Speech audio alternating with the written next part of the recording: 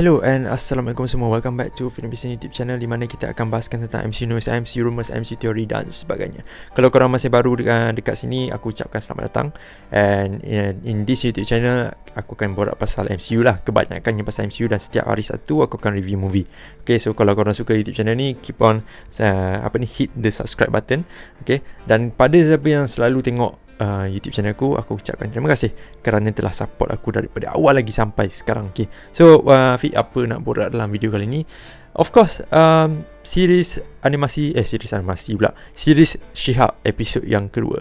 Episod yang kedua literally kebanyakan daripada kita semua agak tidak berkenan dengan episod yang kedua adalah kerana runtime dia yang agak singkat dan cepat. Okay, padat tak padat sangat, dia macam cepat gila habis. Tiba-tiba baru tekan nak tengok, tiba-tiba dah habis kan. Okay, but benda tu acceptable sebab benda ni dah dilakukan secara efisien ataupun dah berlaku dengan sangat kerap. Tak kira lah start daripada WandaVision, Loki, runtime dia memang tak lebih lah sejam kan. Memang tak lebih lah sejam, ada yang setengah jam kan. Dan She-Hulk episod yang kedua ni adalah runtime yang paling singkat MCU series yang pernah diorang tawarkan lah kepada audience dia kan. Akan tapi tak boleh nak dinafikan, dalam series yang series She-Hulk ini episod yang kedua, dia ada tawarkan kepada kita elemen-elemen yang really shocking lah. Okay, dan aku akan cakap sedikit lah beberapa elemen tersebut dalam video kali ini. Contohnya seperti Hulk sudah pergi daripada bumi. Itu adalah benda yang pertama. Dan keduanya, apabila Tatiana Maslany sedang mencari kerja baru dan sebagainya, scroll kan, tiba-tiba ada news kat tepi tu, ada orang bergaduh dekat bar. Lepas tu ada pula tangan yang keluar daripada laut dan sebagainya. Like literally a lot. Campur lagi dengan Abomination yang tiba-tiba ada kat Shang-Chi dan sebagainya kan.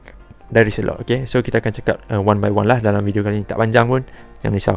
Okay, so benda yang pertama nak cakap pasal Hulk finally go off the earth. Okay, dia telah meninggalkan bumi.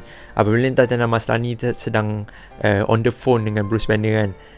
But somehow pada waktu itu aku ingat ke Bruce Banner ada dekat dia punya basement lah, tengah menguji kaji ke dan sebagainya. Tiba-tiba secara mengejutnya dia sudah berada di dalam kapal untuk pergi ke Sakaar. Dan Bruce Banner pun mention pasal benda ni. Dia perlu settle down beberapa masalah dekat lain dan sebagainya. Dia tak boleh berjumpa dengan Tatiana Maslany for a while dan sebagainya kan. Dan korang perlu tahu, producer untuk She-Hulk sudah mengkonfirmkan di statement adalah kenapa Hulk perlu pergi daripada perlu pergi daripada series She-Hulk ini adalah kerana producer mahu audience ingat dan fikir ini adalah series She-Hulk, cerita tentang She-Hulk, cerita tentang Tatiana Maslany, kehidupan Tatiana Maslany, macam mana dia dipecat dan sebagainya. The storyline evolve around that character. This is the main character, She-Hulk, and Hulk hanyalah minor character sahaja.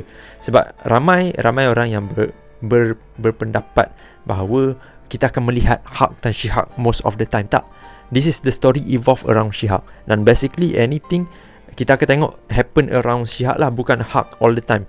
Hulk dia perlu menjalani sesuatu benda yang lain. Sebab kita tahu at the end of the day, aku rasa somehow Hulk akan muncul kembali dalam series She-Hulk ini. Cumanya for now kita tak tahu apa benda masalah yang dia perlu settlekan dekat Sakaar tu. And I hope it is related dengan apa yang kita bincangkan dalam video yang sebelum ini, di mana Hulk akan berjumpa dengan anaknya Scar ke. Dan this plot akan mewujudkan satu filem ataupun satu projek yang baru, which is War Hulk ke dan sebagainya. I hope that thing happen. Dan aku juga terima Hulk sudah pergi daripada series She-Hulk ini for a while. Okay, sebabnya kita nak tengok a lot of thing dalam She-Hulk. Contohnya macam episod yang kedua kan, kita nak tengok more, lebih lagi dalam benda tu. Okay, itu adalah benda yang pertama. Yang kedua juga aku nak sembang pasal news. You know, news yang dekat masa Tatiana Maslany tengah nak cari kerja tu kan, tiba-tiba dekat hujung tu ada ada lelaki berkuku besi sedang bergaduh dekat bar. What is that, boy?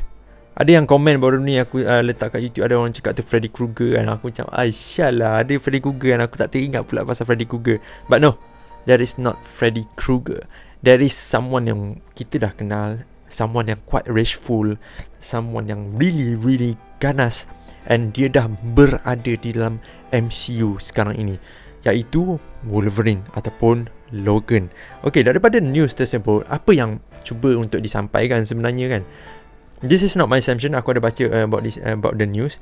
Ianya bukanlah satu penanda aras, ianya adalah satu hiburan kepada kita semua untuk mengetahui that you keep on speculating bilakah Wolverine mutant akan sampai. For sure tak akan sampai selepas tahun 2025 dan sebagainya. Tapi kau kena ingat, at least mutant sudah berada di dalam MCU. That's it. Tak ada confirmation adakah apabila series animasi series She-Hulk ini ditunjuk hint pasal Wolverine kan. Lepas tu maknanya kita akan dapat ni lah movie Wolverine lah lepas ni dalam masa dekat ni. Tak. Bukan itu yang cuba orang nak sampaikan. It is a hint untuk kita semua sebagai MCU fans untuk feel grateful di mana mutants finally berada di bawah payung MCU. I think that is okay, walaupun kita tak tahu mutants akan sampai for a long time, but basically sekarang ni masa She-Hulk tengah berlangsung, even She-Hulk tengah berlangsung, Wolverine dah tengah bergaduh dekat bar tu. I think that is acceptable. Salah satu hint yang bagus, much way better daripada Falcon and the Winter Soldier apabila event tersebut berlaku di Madripoor kan. Madripoor basically adalah salah satu tempat yang Wolverine biasa pergi juga. So I think this is the biggest hint lah about mutants dan sebagainya.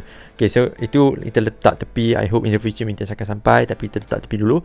Lepas tu kita ada juga news pasal Tiamut, Celestial Tiamut yang keluar dalam filem Eternals itu kan. And somehow dia dibekukan oleh apa nama karakter yang couple dengan Ikaris tu.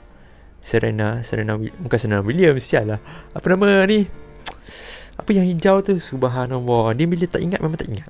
Okay, tak apa, aku tak ingat nama dia, tapi aku rasa korang tahu siapa dia kan. Aku memang ingat dia, tapi aku tak ingat dia waktu ni. Okay, so basically dia telah membekukan Tiamut somehow, dan Tiamut telah beku dan keluar daripada ocean. Dan somehow event tersebut telah keluar dalam berita. It is macam benda tu sedang berlaku pada waktu She-Hulk, bukan berlaku pada waktu yang lama. Masa tu macam baru sahaja berlaku. Dan She-Hulk dan Tatiana masalah ni lebih prefer untuk cari kerja daripada baca news kan. Aku macam pelik kat sikit kenapa dia buat macam tu kan. Tapi tak apa, basically itu adalah dua major hints yang telah Marvel reveal dalam series She-Hulk episod yang kedua. That's it. Itulah benda yang aku nak sembangkan dalam video kali ni. Aku dah cakap tak banyak pun, basically small update. Sebab episod yang kedua ni dia kind of like, even credit scene pun aku rasa memang filler yang amat tak ada direction langsung. Dia just tunjukkan She-Hulk angkat barang.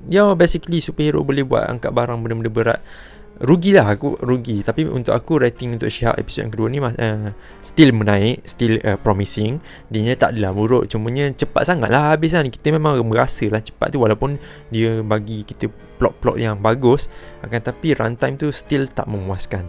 Okay, so itu adalah beberapa biggest thing yang berlaku dalam series She-Hulk episod yang kedua. So apa pendapat korang tentang benda-benda yang aku bagi tahu ni? Adakah benda ni really shocking you ataupun biasa je Fi? Okay, so itu saja untuk video kali ni. Okay, aku harap korang enjoy this video. Kita jumpa lagi di video akan datang esok, lusa dan sebagainya. Okay, Assalamualaikum, take care dan bye bye semua.